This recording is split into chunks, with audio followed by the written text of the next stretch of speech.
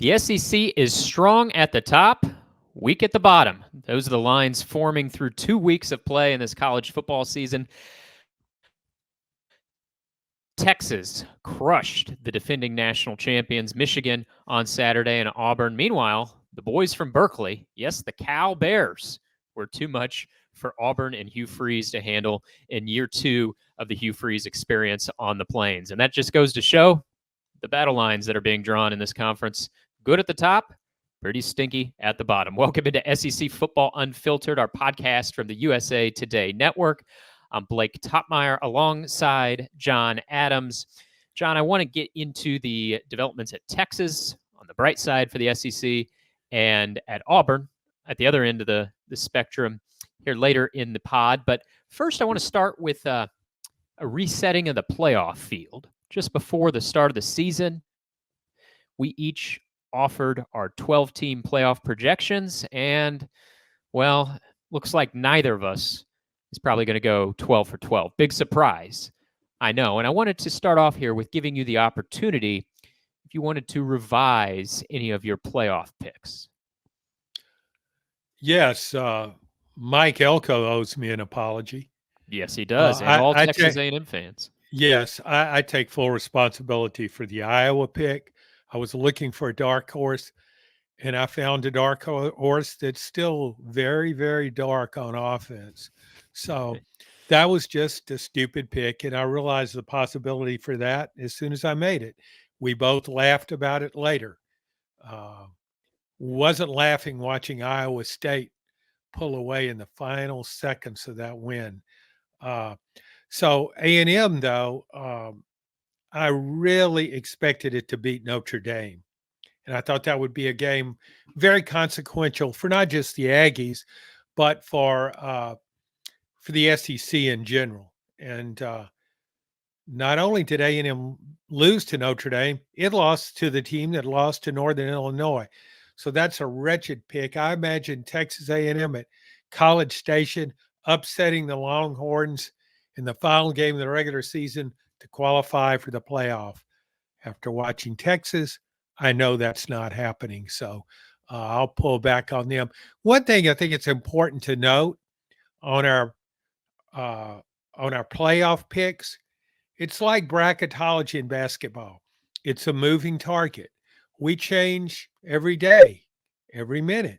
It's always changing. So don't hold me to any of my picks.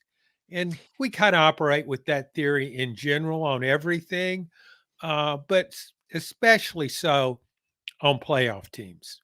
Yeah, John, I'm looking back at your preseason picks. You picked Florida State to win the ACC. Oh, yeah. Forgot about that one. How quickly we forget. Yeah. You mentioned Iowa and Texas A&M. You had Iowa and A&M as at-large bids. So I want to give you a redo here, and perhaps we'll need another opportunity for this later in the season. But would you like to take a mulligan to pick a new ACC champion, scrap Florida State? I'm assuming you don't want them anymore. And how about a couple of at-large teams that you did not initially pick? You initially picked Texas A&M, but not Texas. And from the Big Ten, you had Ohio State, Oregon, and Iowa. So I don't know if you would want to swap out Iowa for another Big Ten team or otherwise. So let's start with the ACC. Who would be your new pick within the ACC? Yeah, I'm so good at moving on from bad picks. Yeah, I totally blocked that Florida State pick out. It's like childhood trauma. It's gone. I know. I don't remember picking Florida State. What idiot would do that? Not me, that's for sure. No, I made that. I dropped Florida State after the loss, and then I watched Miami, whom I didn't pick to make the playoff as an ACC champion. I'm all in on the Hurricanes now. Pick them, bringing back some memories of the glory days, the way they manhandle an inept Florida team. But I'm sold on Miami. I don't see anybody coming close to that, close to the Hurricanes in the ACC. However, as with Florida State, there's a possibility I will forget Miami ever existed if things go wrong. But so, yeah, I'm putting Miami in there now. They're Mm-hmm. my ACC champion. Give them the trophy. I'll be there for the ceremony and smile with a very, very big smile. Then Texas and A&M, Texas A&M, you're out. Texas, you're in. No Okay. question. I'm on Texas bandwagon, and so Iowa. I'll never watch them again this season. They're done. Same old thing. They'll win 9 games. May make a first down every now and then, but they will punt the heck out of the football. And I'll go with Southern Cal. That's my new anointed team, not just to make the playoff, but to challenge Ohio State for the Big Ten championship. Yeah, the thing about having me on this podcast, John, I'm really good about remembering your blunders. Yes. So you're really good at moving forward, but Uh I can huh. sort of serve as the memory of the podcast. And I have a list here that I'm filling up of all the mistakes that you've Huh? made in your preseason picks. And you can rest assured that I will be holding you accountable throughout the course of the season. I'm sure you expect no less. Well, and when you bring that up, and I do hear the words, but they don't even register because mentally I've moved on from those picks to the extent that they never really happened. So I hear you talking, and I know you mean well, but it has no impact. Fair enough. Okay, so looking at my picks, I smartly picked ACC champion Miami before the season started, Yes, and you did. I'm not backing away from that. I smartly stayed well clear of Iowa, although I was feeling a little bit concerned, John, about my pick of Penn State on Saturday when they had all they could handle from mighty Oh, Bowling Green and the former Missouri Tiger Connor Bazelak, former Indiana Hoosier as well, now onto his third school, played pretty well for Bowling Green, gave Penn State all they could handle. But hey, making the playoff in a 12-team format, it doesn't always have to be a beauty contest. It's about surviving your mediocre performances, survive in advance. Penn State did that, so I'm not backpedaling from Penn State just yet. But there is one I'm backpedaling from. I'm only going to make one change, John, and that is a change to my at-large pick of LSU. Um, Seeing their opener against Southern Cal kind of reminded me of the end of the Les Miles era. If you remember those final few Les Miles teams, they had some talent, sure, but they played very undisciplined football. They were penalty machines, and you had Les eating grass on the sidelines, not able to manage the clock on top of it. Well, Brian Kelly's not eating grass, but otherwise the comparison holds up. I mean, what we saw from LSU in week one, undisciplined football, too many penalties. Garrett Nussmeier looked fine in that opener against Southern Cal. I didn't think he had as much big play punch as Jaden Daniels, and the loss of those perimeter receivers, Brian Thomas and Malik Neighbors, were notable as well. But you really couldn't pin the loss on Garrett Nussmeier. He's played fine. It's all other parts of the program that I think are concerning. And maybe I should have been more concerned about them coming into the season. I thought the defense would be better. I think it is somewhat better. I don't know if it's better enough, particularly if some of these penalty and discipline issues continue. And I don't know that there's going to be much run game in support of Nussmeier. So, I was really high on him coming into the season. I haven't cooled on Nussmeier, but I have cooled on LSU. And a team I'm heating up on, John, you've been all over them since the spring, maybe dating to last winter, and that's Tennessee. You've been driving the Nico Iamaleava hype train. I mean, you got your conductor's hat on, tooting the horn, clearing everybody off the tracks. Toot, toot. The Nico train is rumbling, and it's gaining more steam after Tennessee just crushed NC State on Saturday and Charlotte. I'm not surprised by Nico. I thought Nico would be good, really good. But what impressed me about Tennessee and that destruction of NC State was how well the defense played. Now, I know there are still going to be tougher opponents on the schedule, but if Tennessee's defense can play anywhere close to the level it played on Saturday, I think the Vols are going to be just fine. Now, their season still comes down to an important Week 4 game in Norman, Oklahoma, I think, because they have Alabama on the schedule too. They have Georgia on the schedule too. So it looks a lot better for Tennessee if they could win at Norman in week 4. And I don't think that's a slam dunk, but I'm starting to pivot on that game and like Tennessee's chances more and more. So I'm swapping out LSU. I'm swapping in Tennessee. You've had Tennessee in your field all along, and I know you watched that NC State game with interest, covering it for the Knoxville News Sentinel. Can you add on there with any thoughts from what you saw in Tennessee's performance? Yeah, Tennessee, you still might question its secondary a little bit. That's probably the most vulnerable area of the team. However, what really stood out to me is how well Tennessee's defense complements its offense. The general strategy in approaching Tennessee is offensively, if you have the appropriate weapons, you hope to shorten the game somewhat, run the ball, kill clock, keep the ball away from Nico and his buddies on offense, and win the game that way. Um, the problem with that is Tennessee is going to be really hard to run against because of its front four. It's good and it's deep. It's a Georgia like front four where they play about 10 guys and they rotate guys in and out, and they're just as fresh, it seems like, at the end of the game as they were at the beginning. Uh, there just aren't any weak spots in that defensive front. So if you're going to take that approach, good luck, because I don't think you can run the ball that effectively on Tennessee. Then when things go awry, and you have to play catch up, you're really in trouble because now you're playing Tennessee's game, and Tennessee also can turn loose its pass rushers. Tim Bikes gets some heat as defense coordinator from time to time when Tennessee loses. However, he's really good playing with the lead because he likes to blitz. He's very clever, creative in his blitzes. He had a big corner blitz in the NC State game. So I'm even higher on Tennessee now than I was in preseason. I thought it was a playoff team. I would not be shocked to see Tennessee in the SEC championship game. Now, I think it's that good. To a couple of other your points, I agree with you on Garrett Nussmeier. In fact, I probably thought more of him in that loss than I did going in. He didn't have a lot of help. Mm-hmm. He's an NFL quarterback. He throws the ball so well. He's accurate. He's got a big arm.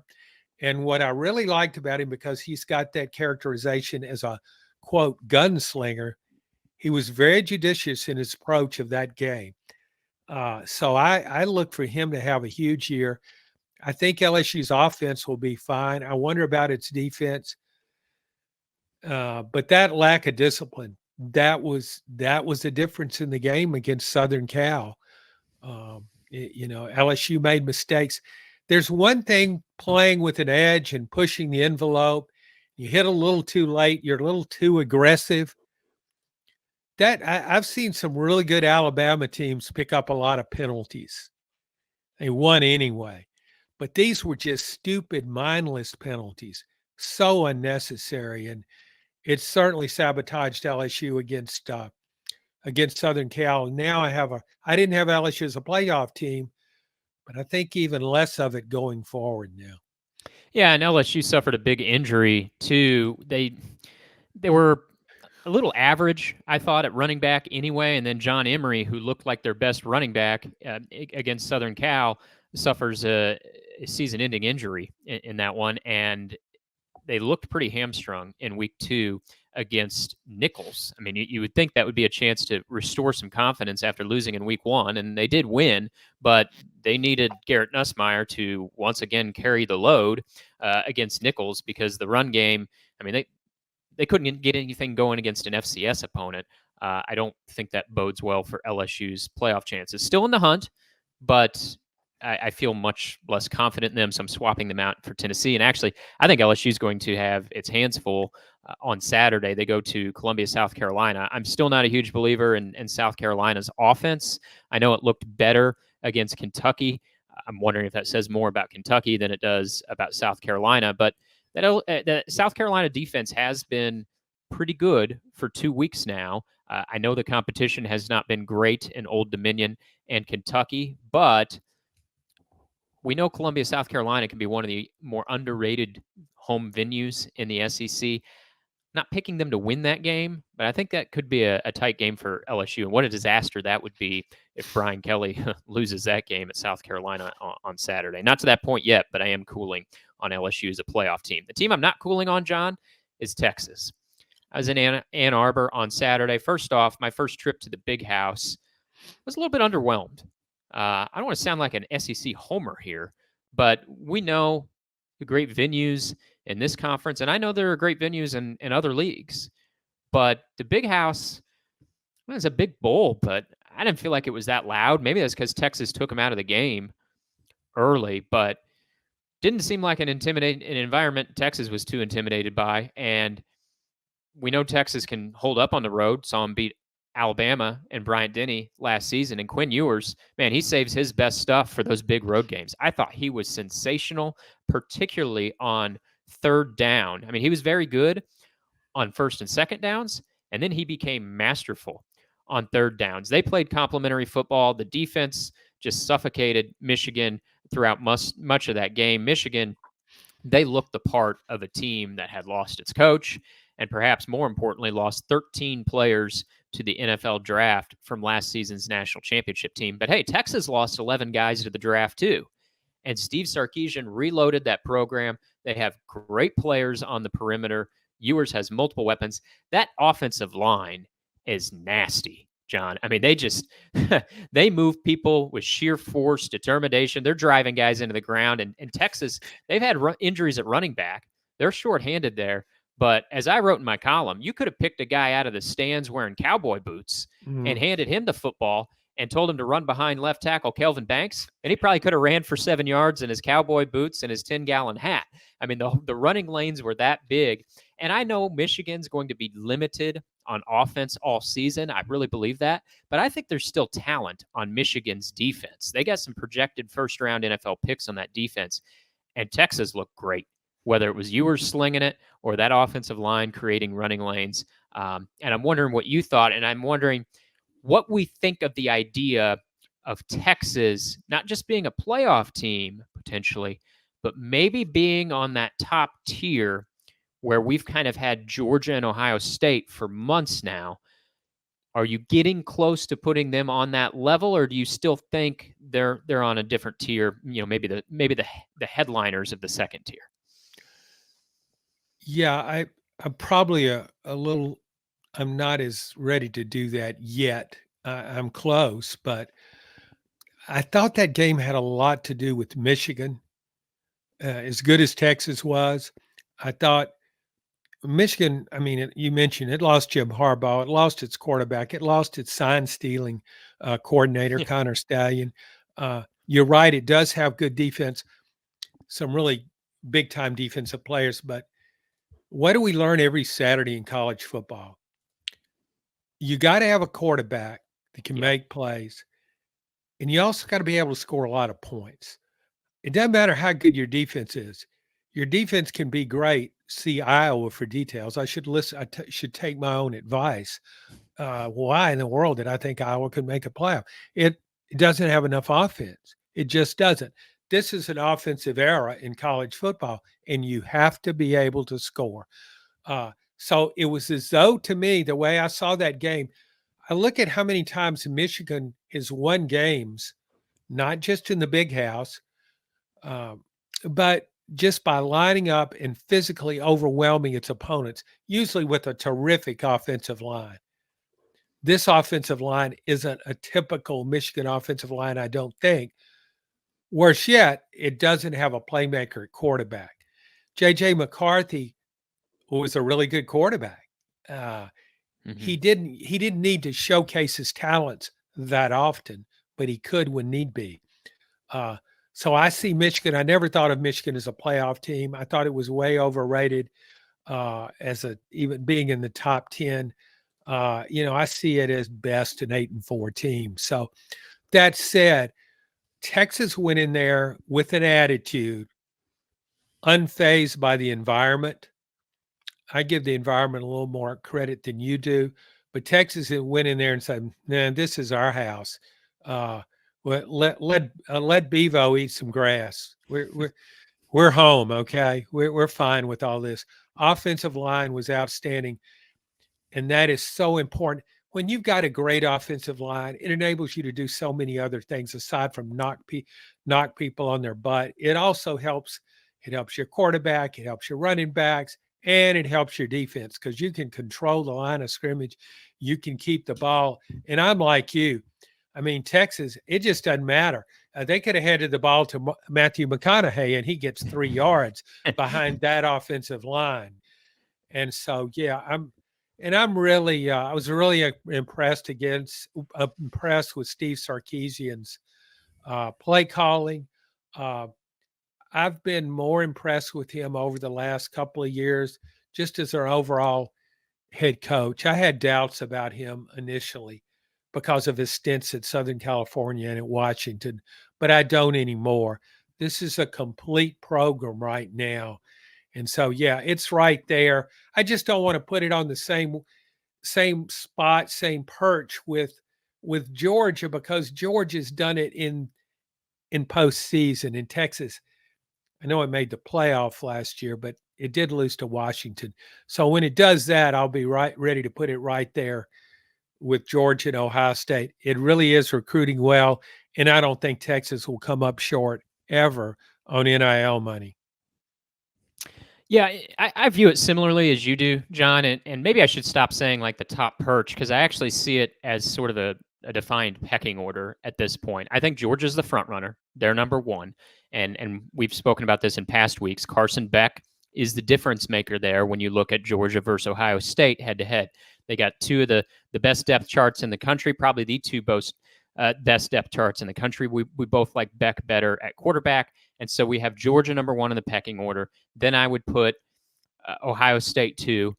I'd now have Texas 3 in my national championship pecking order. And there's probably only 1 or 2 or 3 other teams that are even, in my mind, true national championship contenders. Not talking about, oh, they can win a playoff game. I'm talking about win the whole thing.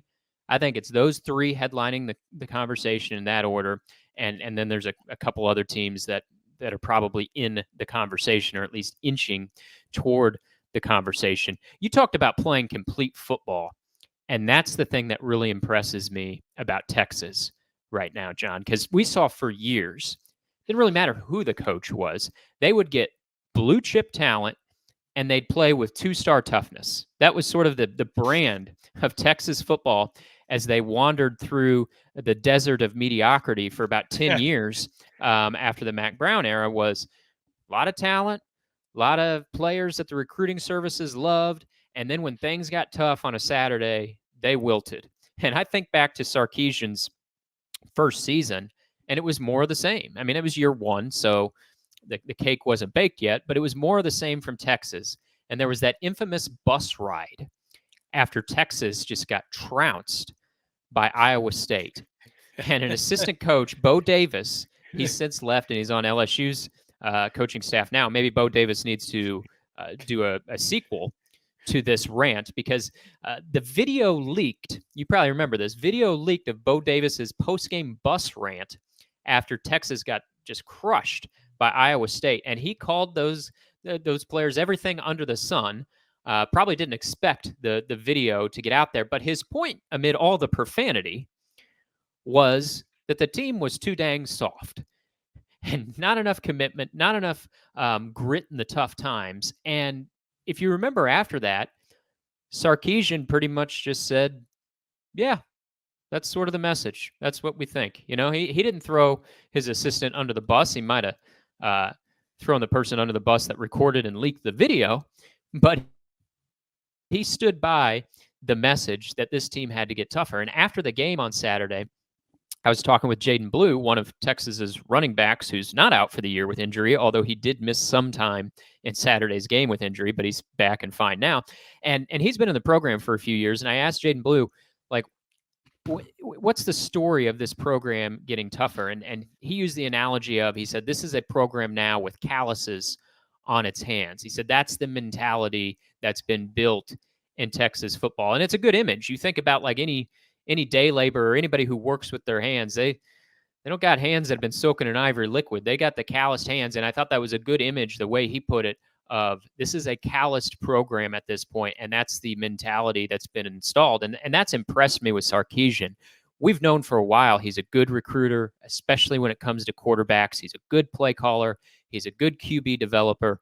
Some of those guys, though, that have that reputation can be all glitz and glamour, and we're not seeing that from Steve Sarkisian. We're seeing a guy who can teach and coach and instill the mentality of complete football, and that starts what we saw, at the line of scrimmage on both sides of the ball from Texas against Michigan. Coaches that go and work for Nick Saban in Alabama, now retired, of course, learn something. And it's not just what they learn from Nick Saban, it's what they learn from that program, I think. Everybody loves to talk about culture, whatever you want to call it. Alabama players go about their business usually a certain way, and there's a toughness to Alabama teams. And I've seen that with Alabama teams in the past. I saw it with Alabama teams under Bear Bryant and Gene Stallings. So you learn about that. Sarkisian was there. Lane Kiffin was there. He's now the head coach at Ole Miss, which looks like a playoff contender. I think it helps them both really gifted play callers, but it helps them become a more complete coach and learn and understand what it takes to win at the very highest level. You can't always just out talent people to death. And I think that's a lesson Southern California teams that would really enhance their status as a program. Because I think USC often lacks the toughness, a world of talent, but it looked tough against LSU. And I give Lincoln Riley some credit for that. He's not known as a tough guy coach. He's known as an offensive wizard, but I do think that Southern Cal team looked tougher. Mm-hmm. Somebody's maybe helping create that toughness. You need that in football. And that really comes through. You saw it with Texas. You were right there for it with that offensive line. Never mind how many good plays, big plays Steve Sarkisian might come up with. We're just going to beat the guy in front of us. And if we do that, it doesn't matter a whole lot what he calls, because our guy's going to be on the ground. It was a colorful quote from Steve Sarkisian afterwards when asked about the performance of his ground game, piled up 143 yards against Michigan. Sarkisian said, "It's a lot easier to run when you're not seeing color in front of you," meaning those navy blue jerseys that Michigan was wearing. A lot easier to run when you're not seeing a bunch of navy blue defenders in front of you, and there weren't any defenders in the way of Texas running backs at time during that game. All right, changing gears, John. We've touched on the Tennessee win. We've touched on the Texas win. Big wins, not only for those programs, but for the SEC. On the other end of the spectrum, what a debacle from Auburn. Losing to, get this, the boys from Berkeley, Cal, La La Land, West Coast.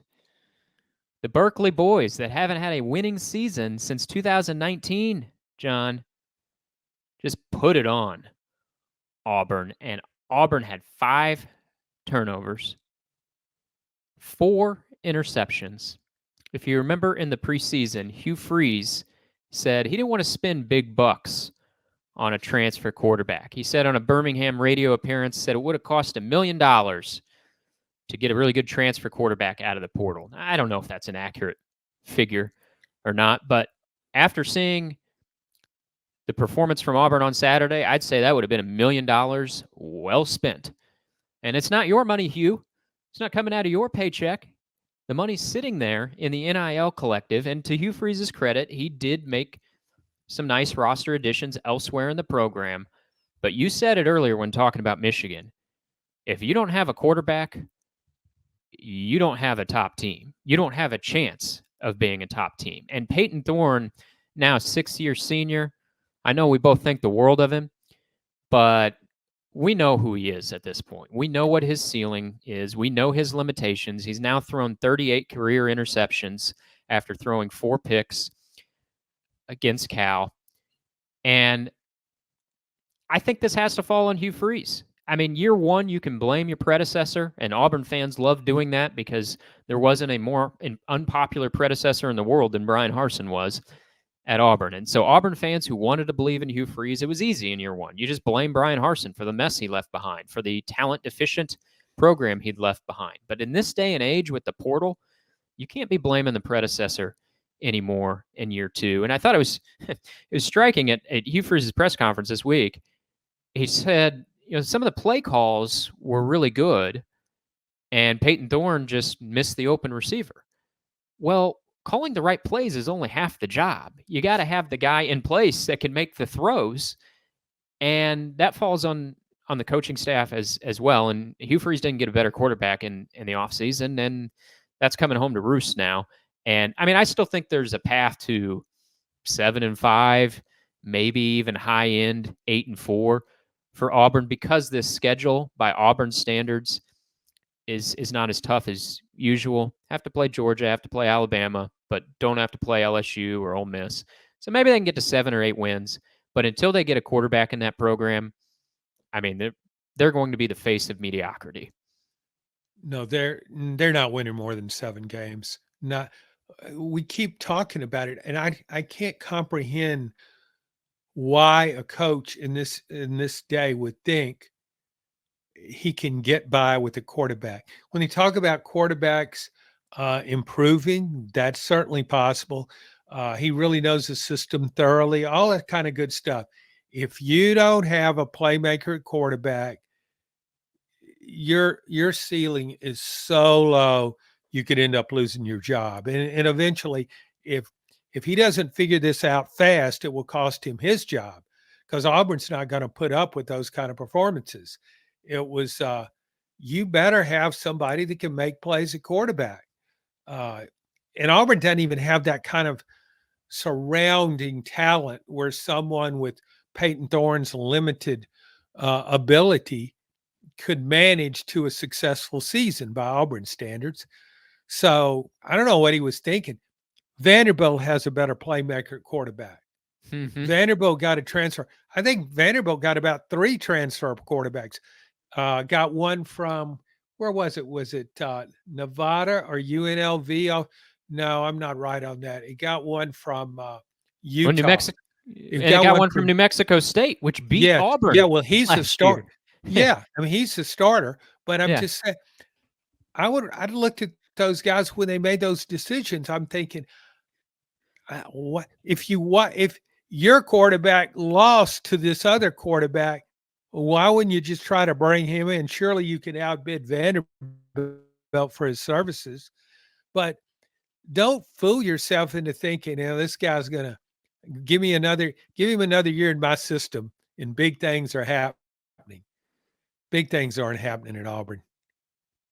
At what point do you think Hugh Freeze would start to face some serious heat, John? Because, I mean, the fans are heated now, I'm sure, over losing to Cal, but we're not talking about like coaching change heat. He's in year 2.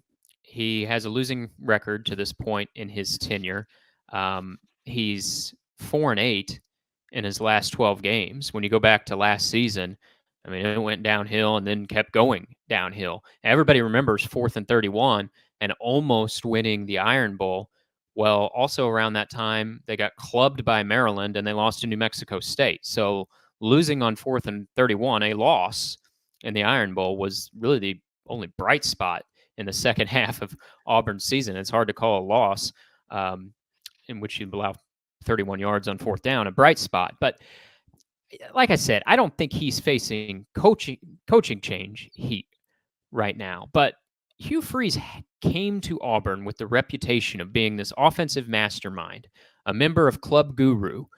Well, when you're updating your resume, John, I don't know when the last time you updated your resume was, probably 35 years ago.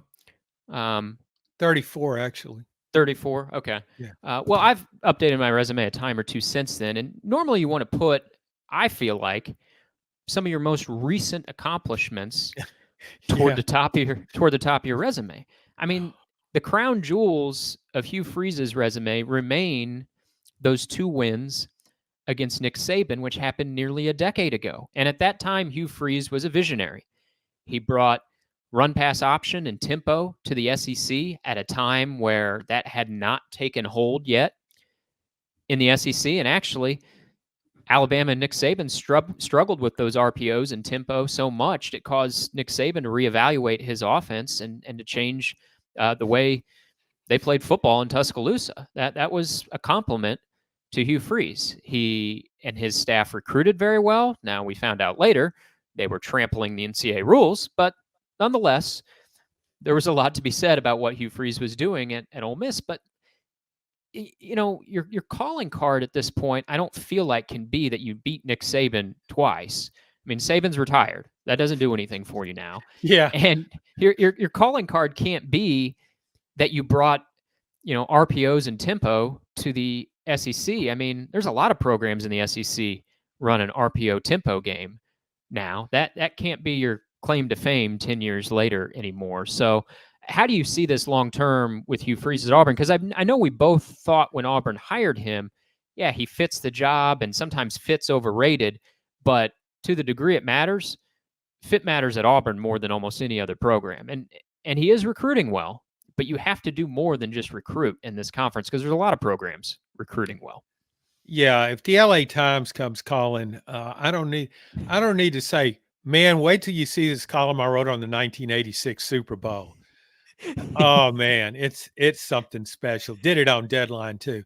No, talk about, hey, I beat Nick Saban back-to-back seasons. I beat Nick Saban twice.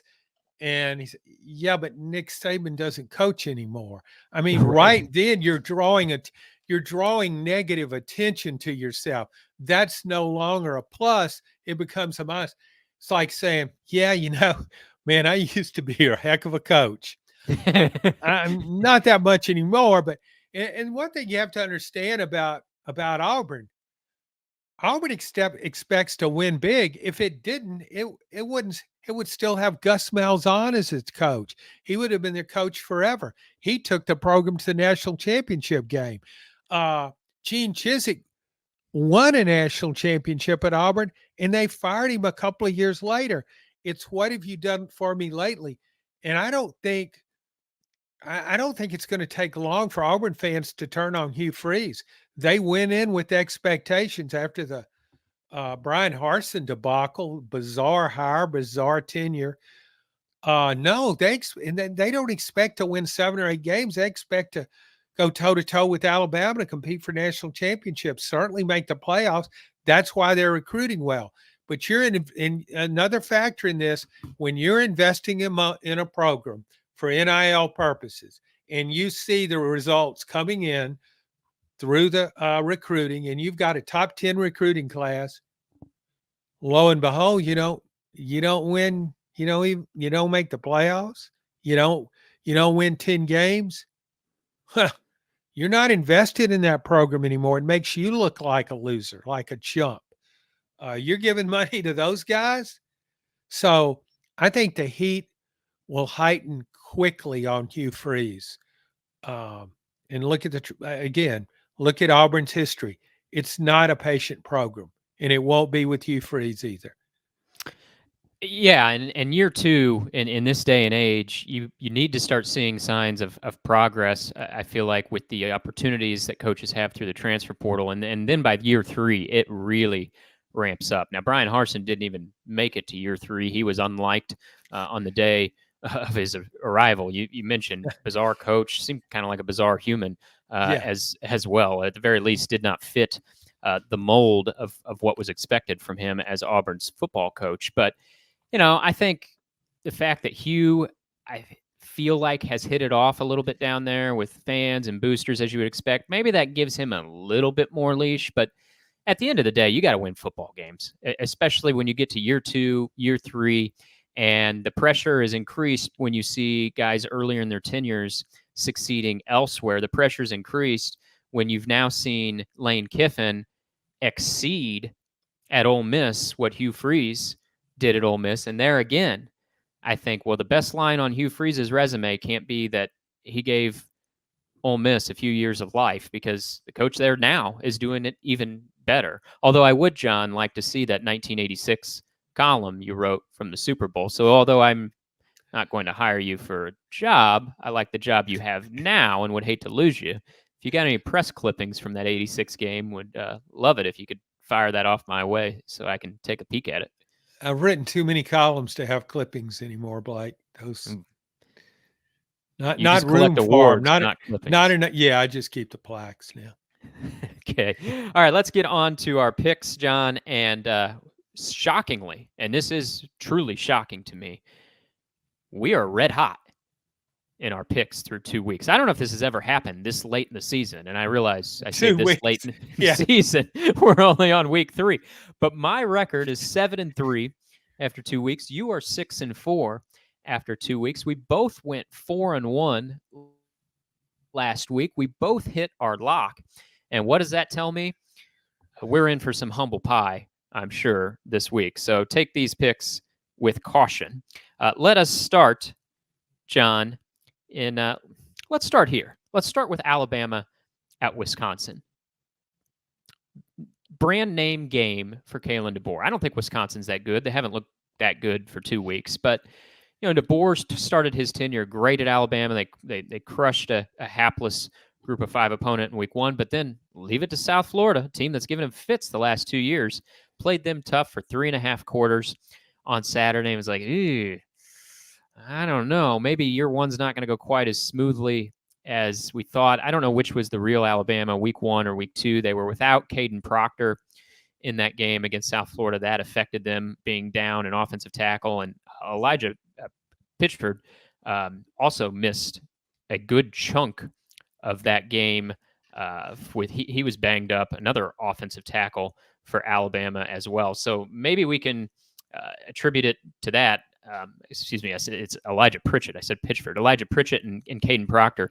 Alabama played all the game without Proctor and most of the game without Pritchett. But, I think it says a lot about the depth of the program if you're down 2 starting offensive linemen and you're struggling to hold off South Florida. It used to be, Alabama could be without their entire offensive line and their second string would go in and just maul a Group of 5 opponent. So before we get to the picks, John, Alabama 15.5-point favorite at Wisconsin.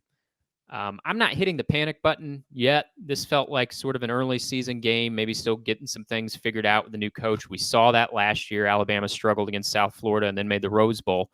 So I'm not ready to panic yet, but do you see enough to be concerned about the path forward here in the first season under Kalen DeBoer? No, I wouldn't be that concerned. One thing I like about Alabama, you mentioned the attrition in the offensive line, and that seemingly hurt it against South Florida.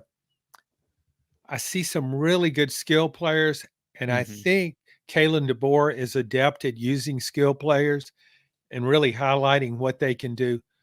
I love this Ryan Williams, 17-year-old freshman at wide receiver. He's averaging 34.5 yards on 6 catches, 3 for touchdowns. This looks like the next great, and I mean great, Alabama receivers. They had a run like that with receivers on their 2020 on their national championship team, certainly. So I'm not concerned about that. I just think he's recruiting well, and everybody, you made the point. It's harder now not to have a drop off when you lose a starter. That applies to Alabama, to Georgia, Ohio State, anybody. Yep. You just you've got to do. You just don't have that kind of depth where you've got 10 offensive linemen that are fairly equal. And so I think that will affect everybody now when they lose a guy.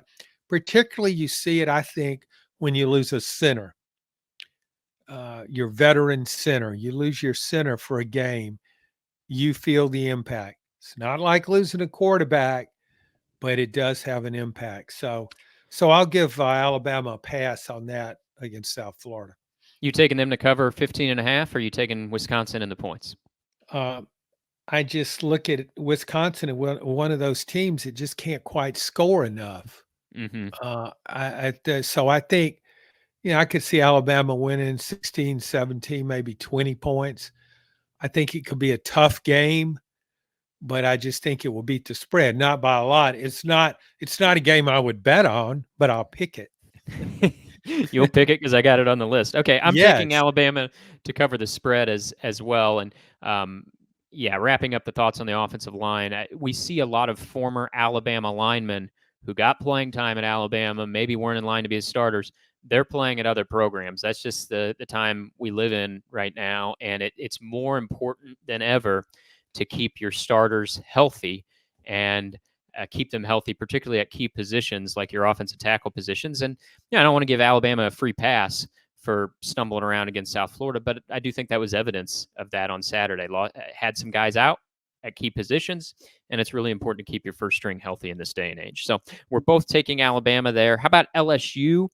7.5-point favorite in Columbia. I've already tipped my hand, John.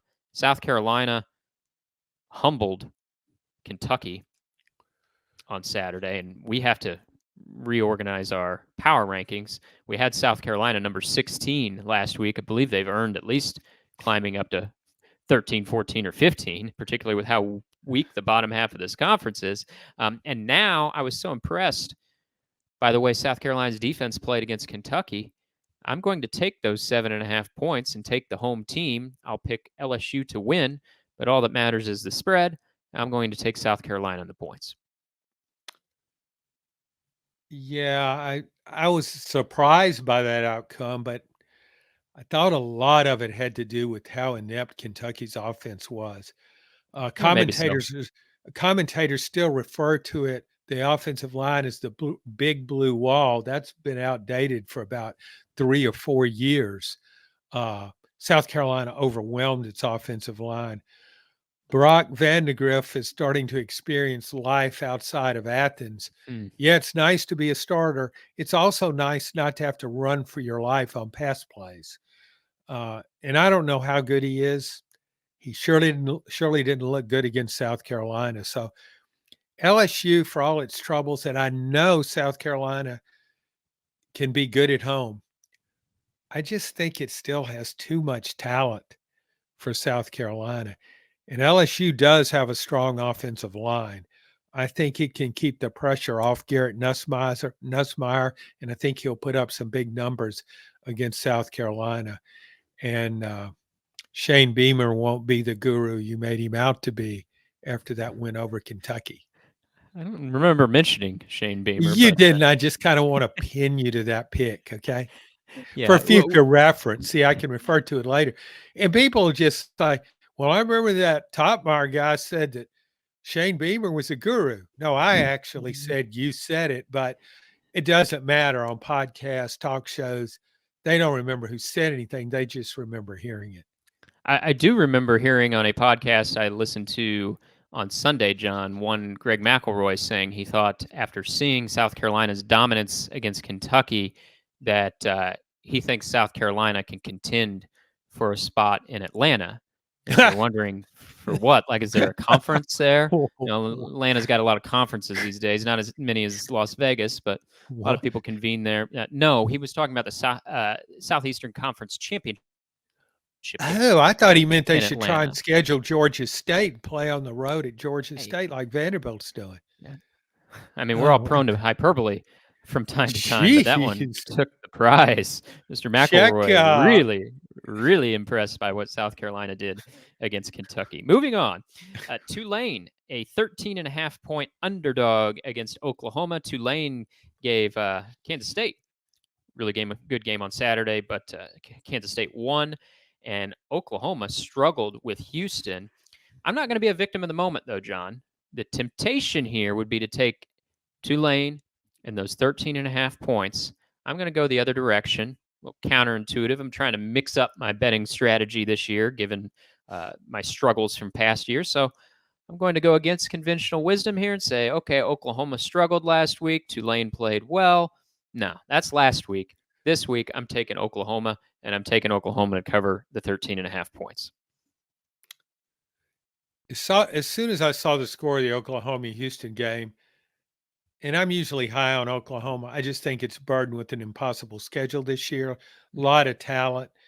Um, I expect certain things from Oklahoma football. I didn't expect what happened last week against Houston. I wondered about it in preseason a little bit, but its offensive line lost its entire offensive line from last season, filled it with transfer portal guys. To its credit, man, if they can't, I, I just really wonder about that offense now. And so I'm taking Tulane in the points. I'm more easily manipulated than you are. I mean, Uh, that's why I got one game record ahead of you in the it may standings. be, yeah. I don't, yeah. I mean, I Okay. have to. It's a weakness I live with, but don't seem that interested in correcting that flaw. It's got, some people really work on improving themselves. I'm one of those people think, yeah, it's probably not the greatest strategy, but hey, I kind of like me. I kind of like out my strategy. I'm just going to stick with it. I'm gonna be true to me. Yeah, So you've made it this far, and you'll always have those yeah, 1986 press clippings to fall back on if need be. Missouri, they're not falling back on what happened last year. They've raced out to a 2-0 start. They've played a couple of laughers the first 2 weeks. This one doesn't look quite so much like a laugher anymore, John. Boston College, after beating Florida State, well, the odds makers apparently weren't that impressed because Boston College, they 16.5 point underdog. No love for beating Florida State, or maybe a ton of love for Faurot Field and the atmosphere at Columbia, Missouri, which I heard word, John. This was from a well placed source who was at the game. Thought you might be interested in this. Missouri apparently has got some sort of promotion for season ticket holders this year where it's supposed to be like free hot dogs or something until they run out. You buy a ticket, you get a hot dog. Well, apparently, Missouri season opener, they were out of hot dogs in the first quarter of that game. So ravenous fans, or perhaps they only cooked about 20 dogs for that promotion. I know how much you love Faurot Field and Mizzou Nation, so I thought you'd be interested and perhaps appalled at that story that despite this free hot dog promotion in Columbia, there was nary a hot dog to be found in the first half of its season opener. well, that quickly raises questions since I'm health conscious. I hope since they had a run on hot dogs, I hope they were all cooked long enough. I've had those tasty burgers in the press box there at Faurot Field, and I wondered about how long they were on the grill.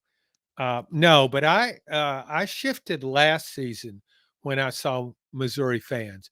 Missouri fans turned it around last season. I didn't know if they would sustain it, but this is certainly uh, a good sign because I thought first 8 or 9 years in the SEC, Missouri just its fan base just didn't belong. It just didn't fit in.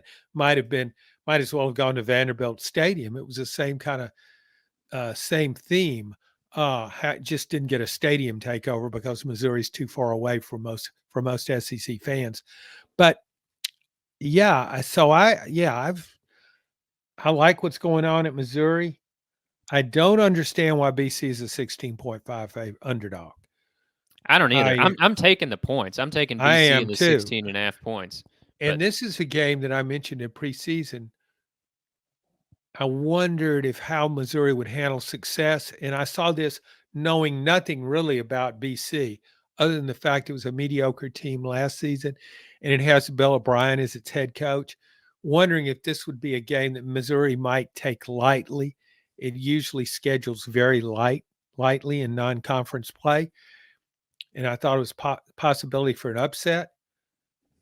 Now I think Missouri will be revved up and ready to go because for Boston College got everybody's attention when he didn't just outscore Florida State, he really kind of beat it up and clearly outperformed it. So, uh, yeah, I like Missouri to win, but I do like getting the points in BC.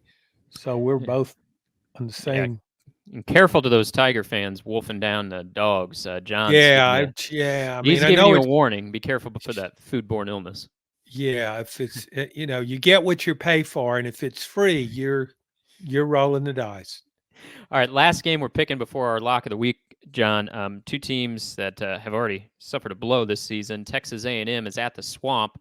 A&M 4.5-point favorite. Gators fans probably hope that DJ Lagway will still be the quarterback in this game. I know we all think the world of Graham Mertz, John, but he was out with a concussion in week 2, which forced Billy Napier to turn the reins to the true freshman, DJ Lagway, the highly touted true freshman. He looked great. Yeah, it comes with an asterisk because it was against Samford, but I don't care who the opponent was. I'm not sure Florida would have moved the ball much in week 1. So now it becomes a question of if Mertz gets healthy, does he play against A&M? Do you stick with Lagway? I think Napier has every reason to stick with Lagway. He's coaching for his job. He's got this talented freshman to show, hey, brighter days are ahead. Just stick with me. Regardless, I think Lagway gives him the best chance to win. I'm a little worried about Texas A&M, particularly after we see Notre Dame lose to Northern Illinois after beating A&M. So it's without much confidence that I say I will take the home Gators getting 4.5 points and perhaps sticking with Lagway at quarterback. Yeah, I don't want to question a coach's intellect. You've never been known to do that. No, that's kind of personal, I think. But if I was backing somebody in a chess tournament, I don't think I would pick Billy Napier as my guy. I don't think I would invest a lot in him. More of a checkers guy, heads up, 7-up. What do you think Billy is? Parcheesi? Me, I don't know if I want to get in a competitive venture with him. I mean, checkers. If they're playing checkers out in front of a Cracker Barrel, I mean, Billy could maybe be taking to go orders for the competitors. I don't think he'll be in the contest, but yeah, it's a no brainer. You have to play DJ Lagway for so many reasons, not the least of which is you don't want to get fired. Although maybe he does want to get fired and get $25 million or whatever his buyout is. And you gotta be willing to change quarterbacks, and you always got to take talent over experience.